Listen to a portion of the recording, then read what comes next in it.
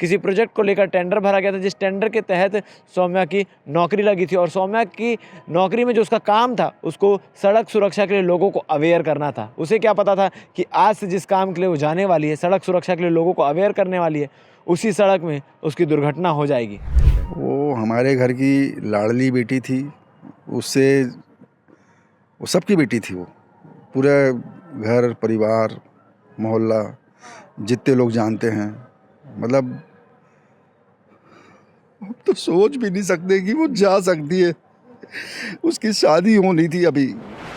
सुबह सुबह 6:30 से 7 बजे के बीच एक खबर निकलकर सामने आती है, जहां भिलाई 3 स्थित जलाराम होटल के ठीक सामने एक 22 से 23 वर्षीय युवती की सड़क हादसे में मृत्यु हो गई।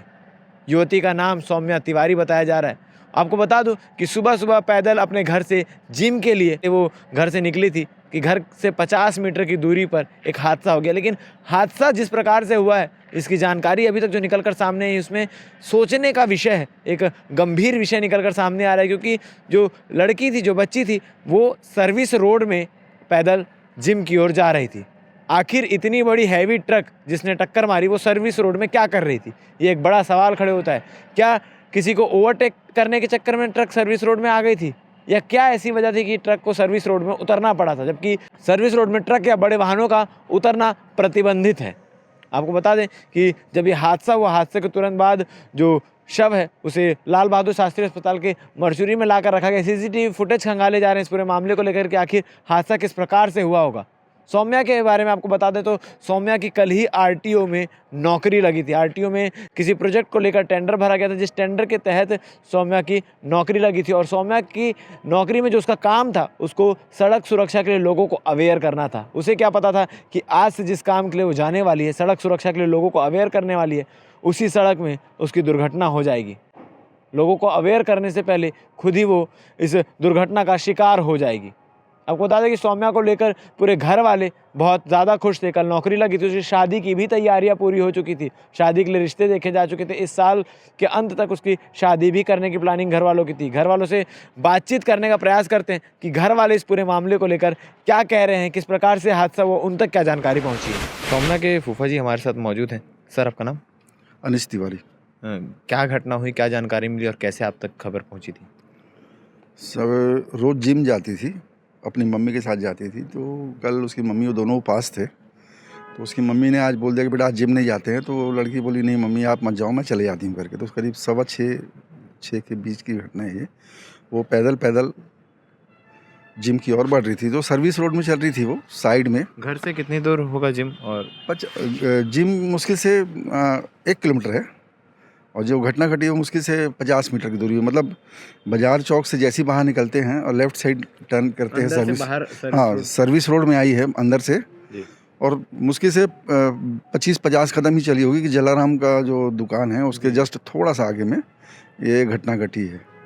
इसमें जो देख के समझ में आ रहा है कि जो ट्रक वाला है हाईवे से नीचे सर्विस रोड में आया है, और फिर सर्विस रोड से फिर वो कहीं उसका एक्सीडेंट नहीं हुआ, वो सर्विस रोड में आके फिर वापस हाईवे में चल के चला गया।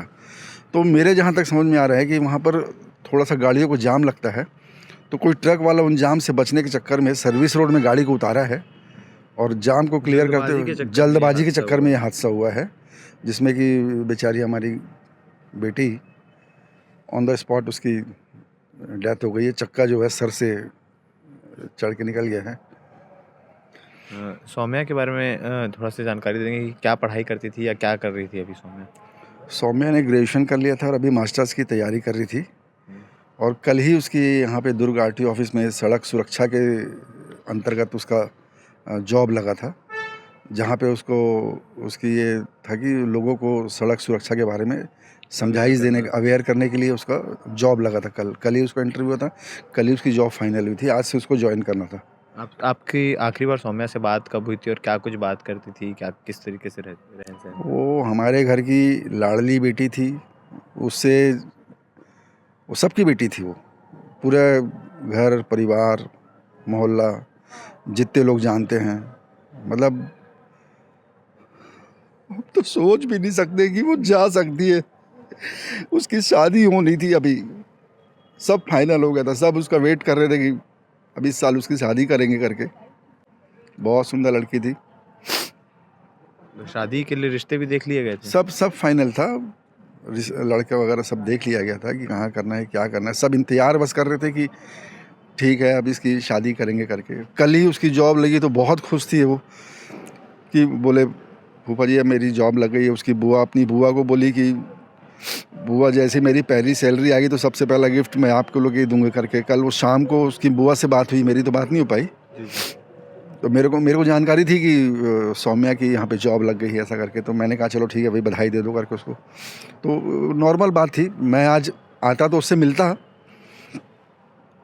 किस प्रकार की लापरवाही देख रहे हैं, क्योंकि लगातार सड़क सुरक्षा माह चल रहा है, फिर भी लगातार हादसे होते जा रहे हैं और ट्रक वालों से ही ज़्यादा हादसे हो रहे हैं। कुछ दिन पहले सिरसा गेट में भी एक हादसा हुआ था। ऐसा ही हादसा सिरसा चौक में हुआ था, जिसमें एक महिला बस से उतरी और उसके उतरते साथ ही ट्रक वाले ने उसको मार दिया। सबसे बड़ी दिक्कत यहाँ पे ये है कि ऐसी कोई व्यवस्था नहीं है कि जो हाईवे की जो गाड़ियाँ हैं वो सर्विस रोड में ना आ सकें।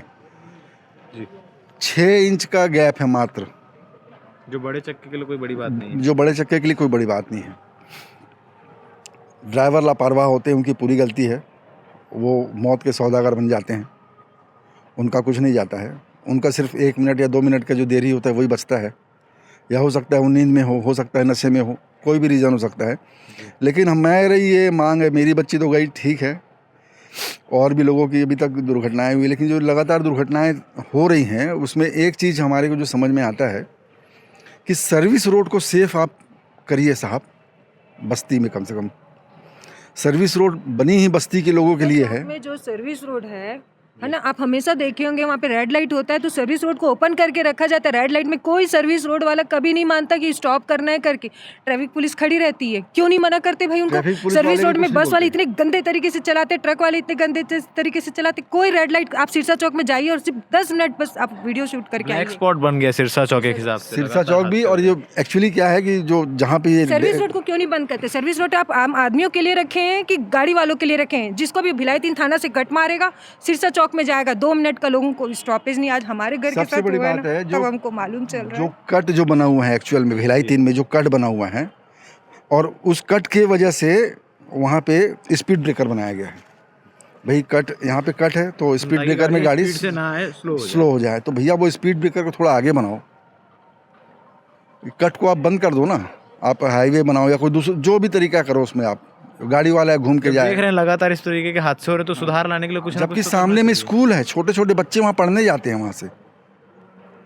तो कुछ तो ऐसी व्यवस्था बनाओ कि हाईवे की गाड़ी सर्विस रोड में ना आ पाए, चाहे वो सिरसा चौक ही क्यों ना हो, चाहे वो चरौदा ही क्यों ना हो, या भिलाई 3 ही क्यों ना हो, या कहीं पर की भी स्थिति हो। सर्विस रोड भाई साहब वहाँ के जो लोग रहने वाले हैं उनके लिए बनी है, ताकि वो अपना आना जाना कर सके, हाईवे की गाड़ी चलते रहे अपने। तो प्रशासन से यही मांग है कि सर्विस रोड को सुरक्षित करिए आप। सड़क सुरक्षा आपका तभी हो पाएगा जब आपकी रोड आप सुरक्षित करके दोगे हमको चलने के लिए।